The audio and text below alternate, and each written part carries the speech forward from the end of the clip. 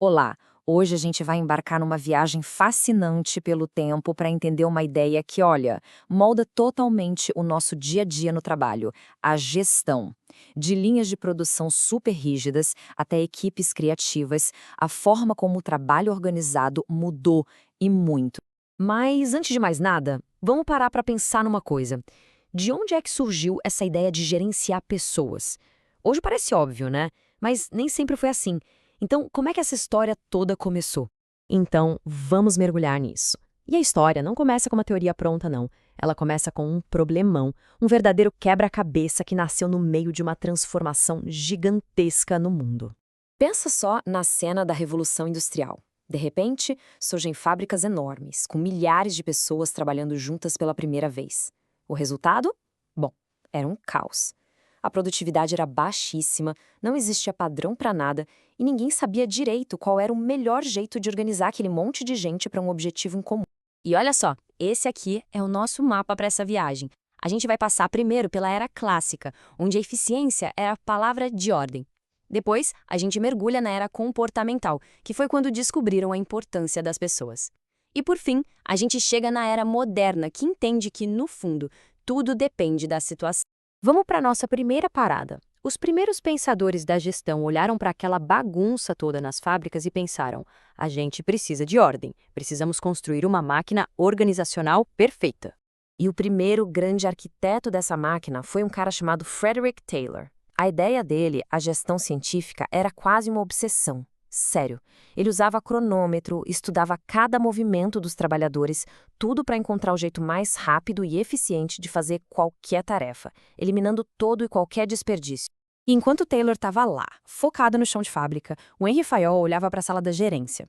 Ele foi o primeiro a dizer que gerenciar é uma profissão, sabe? E que todo gerente, não importa onde, faz 5 coisas: planeja o que vai acontecer, organiza os recursos, comanda as equipes, coordena o trabalho todo e, claro, controla para ver se tudo está saindo como deveria. Era tipo um manual de instruções do gerente. E para completar a estrutura dessa máquina, veio Max Weber com o conceito de burocracia. Para ele, a organização ideal funcionava com base em regras bem claras, uma hierarquia definida onde todo mundo sabe quem manda em quem e com decisões baseadas na competência da pessoa, não em favoritismo. O objetivo era criar um sistema que fosse racional, previsível e justo. E aqui, olha que legal, a gente consegue ver o quadro completo. O Taylor olhava para a tarefa, com o cronômetro na mão. O Fayol olhava para o gerente, com seu manual de funções. E o Weber olhava para a estrutura toda, com o organograma. Eram 3 visões diferentes, mas todas tentando resolver o mesmo problema: como construir uma organização que funcionasse com a precisão de um relógio. Mas tinha uma falha gigantesca nesse modelo de máquina. É que se esqueceram da peça mais importante e também a mais imprevisível de todas: as pessoas que faziam as engrenagens girar. Essa frase, do Elton Mayo, resume perfeitamente a virada de chave que estava para acontecer. Os sentimentos, as relações sociais, isso não era distração. Eram fatos que impactavam diretamente o resultado do trabalho. A psicologia estava batendo na porta do mundo da gestão. E o resultado foi surpreendente. Uns pesquisadores foram numa fábrica e começaram a mudar tudo: a iluminação, os intervalos, para ver o que aumentava a produtividade. E o mais doido é que não importava o que eles faziam. Se aumentavam ou diminuíam a luz, a produtividade subia. A conclusão foi revolucionária. O que importava não eram as condições físicas, mas as sociais. As pessoas trabalham melhor quando se sentem vistas, valorizadas, quando sentem que fazem parte de algo. Com esse foco novo no ser humano, teorias como a do Maslow fizeram todo o sentido. Ele mostrou que a motivação vai muito além do dinheiro. Claro, o salário é importante, mas as pessoas também precisam de segurança, de se sentir parte de um grupo, de serem reconhecidas e, lá no topo da pirâmide, de sentirem que estão alcançando todo o seu potencial. Já o Douglas MacGregor foi ainda mais longe com as teorias X e Y. É bem simples, na verdade. Para ele, existem 2 tipos de gerente.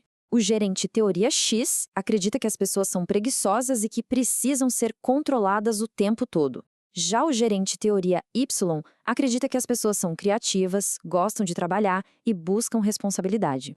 E o mais interessante é que essa visão do gerente acaba se tornando realidade. O jeito que um líder enxerga a equipe define como ele a gerencia e, no fim, como ela se comporta. Ok, a era clássica nos deu a máquina. A era comportamental nos lembrou do fator humano, mas a gestão moderna percebeu que a peça que ainda faltava era o mundo lá fora. Não existe um jeito certo de gerenciar, porque o mundo não para de mudar.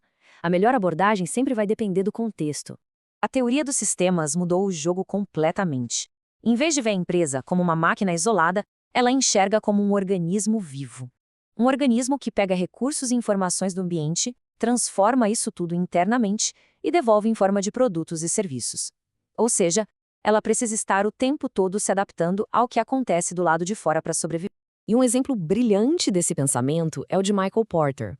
Ele basicamente disse que, para ter sucesso, uma empresa precisa escolher um caminho. Ou ela vai ser a mais barata de todas, tipo Walmart, ou ela vai oferecer algo totalmente único e diferente, como a Apple, ou então ela vai se focar em um público super específico e ser a melhor naquilo, como a Rolls-Royce. Não dá para ser tudo ao mesmo tempo. Certo, mas como é que todas essas teorias, que às vezes parecem tão distantes, aparecem no nosso dia a dia? Vamos ver como elas estão vivinhas da Silva nas empresas hoje. Sabe aquele organograma que quase toda empresa tem, mostrando quem é chefe de quem?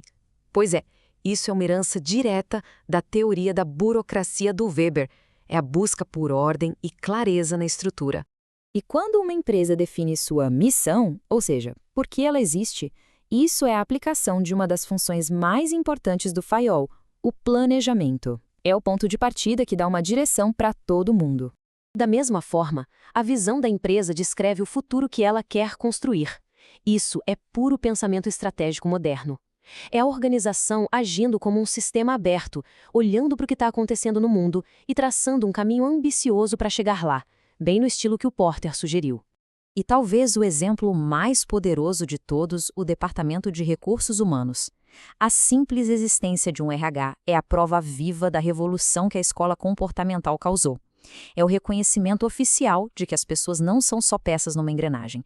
Elas são o coração e o cérebro de qualquer organização. Das máquinas às mentes, a gestão nunca parou. Ela está sempre se transformando para conseguir resolver os problemas do seu tempo. A única certeza é que ela vai continuar evoluindo. E fica a pergunta no ar para a gente pensar. Qual será o próximo grande desafio que vai transformar de novo o jeito que a gente trabalha? Obrigado pela companhia nessa jornada.